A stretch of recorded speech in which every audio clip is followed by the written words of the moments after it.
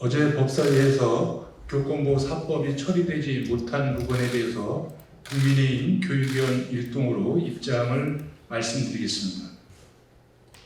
국민의힘 교육위원 일동은 교권보호 4법의 조속한 처리에 민주당이 협력해 줄 것을 강력히 요구합니다.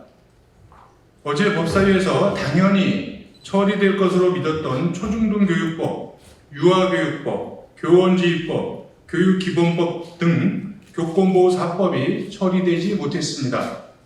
민주당이 법사위 참여를 거부했기 때문입니다. 한마디로 황당하고 무책임하기 짝이 없습니다. 민주당은 그동안 선생님들의 외침을 한 귀로 듣고 한 귀로 흘렸습니까? 서희초등학교 선생님 사건 이후 교권을 보호해달라는 50만 교사의 절절한 외침을 모르지 않을 텐데 어떻게 그런 무책임한 행태를 보일 수 있는지 비판하지 않을 수 없습니다. 9월 15일 교육위 의결, 9월 18일 법사위 처리를 거쳐 9월 21일 본회의 통과를 기대하고 소망했던 50만 교사들은 허탈합니다. 민주당의 무책임한 행태로 인해 21일 본회의에서 교권보호 4법 처리가 불투명해졌습니다. 교권 4법이 처리돼야 교권 4법 통과를 전제로 정부 여러 부처와 협의를 끝낸 아동학대 처벌 특례법도 법사위에서 신속하게 처리할 수 있는데 도대체 어찌하자는 것입니까? 이재명 대표의 단식과 병원행은 안타깝고 우리 정치의 불행한 현실임은 분명합니다.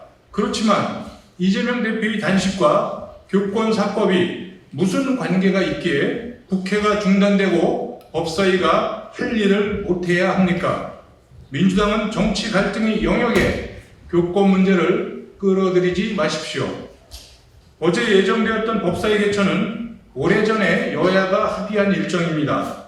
더군다나 이재명 대표는 지난 9월 10일 교원단체를 만나 9월 내 마무리를 약속했고 박강원 원내대표도 지난 9월 5일에 9월 내 처리를 약속한 바 있고 어제 교섭단체 대표 연설에서는 선생님들의 목소리가 들리십니까? 라는 표현까지 써가면서 교권 회복을 약속했는데 왜 말과 행동이 다른 것입니까? 민주당은 당연히 어제 약속된 법사위에 참여해 교권 4법을 처리하여 자신들의 말이 허언이 아니었음을 보여주어야 했습니다. 오늘과 내일 이틀간은 대법원장 인사청문회라서 실질적으로 법사위 개최가 어렵다는 것을 민주당이 모를 리 없습니다.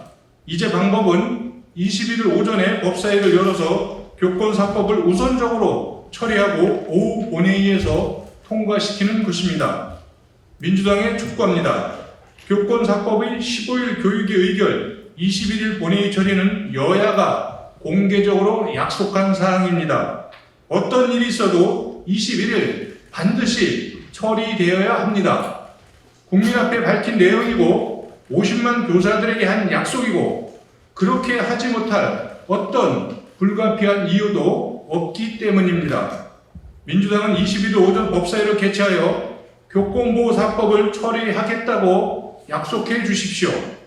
자신들의 정치적 계산 때문에 당내 충성심을 보여주는 한 방편으로 법사위까지 거부하며 교권 4법을 희생양으로 삼는다면 50만 교사들은 민주당의 정략적 행태를 결단코 용서하지 않을 것임을 분명히 경고합니다.